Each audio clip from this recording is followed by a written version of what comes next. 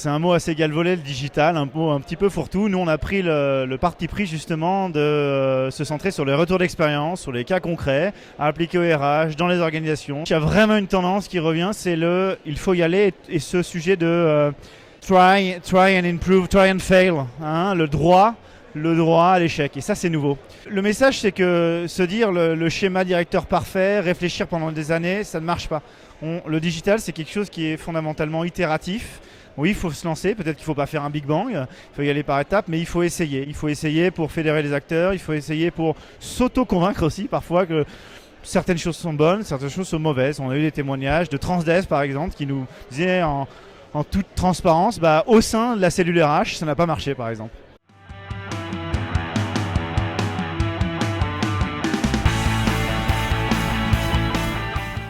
On a conscience et j'ai conscience que le digital aujourd'hui dans le monde des entreprises et notamment pour la fonction ressources humaines n'est pas quelque chose de simple à appréhender, ce qui est aussi le cas pour moi.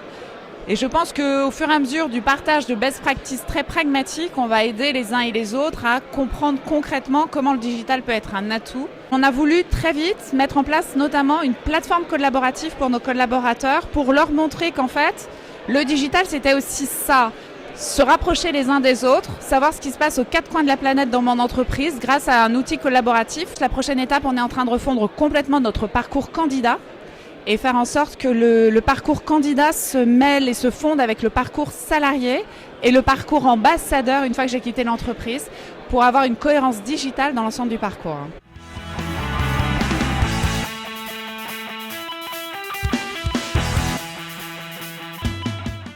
J'ai trouvé intéressant de participer à ça, c'est assez inspirant pour un domaine qui nous percute quand même beaucoup. Je pense que la question se pose plus, est-ce que le digital est une opportunité ou pas? C'est un fait, le digital. Qu'aujourd'hui, ça paraît absurde qu'un collaborateur aille appeler une fonction RH pour avoir une attestation de travail, il veut la télécharger. Parce qu'il veut pouvoir s'inscrire à une formation en ligne, parce qu'il suit des formations en ligne. Alors pour le moment sur les RH, on a d'abord commencé à mettre des outils de suivi en termes de masse salariale et en termes d'évaluation des rémunérations.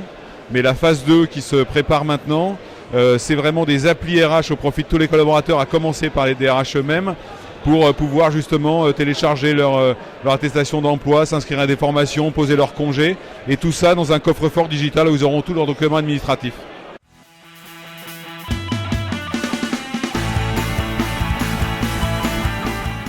Chez Serious Factory, on répond à une problématique qui existe depuis toujours.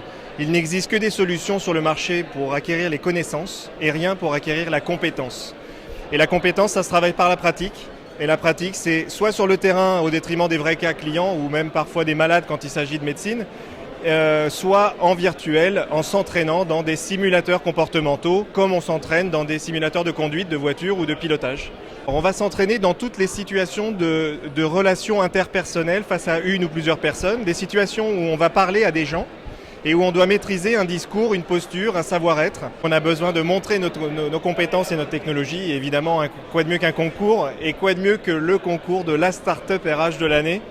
Donc évidemment, il fallait qu'on participe à ça.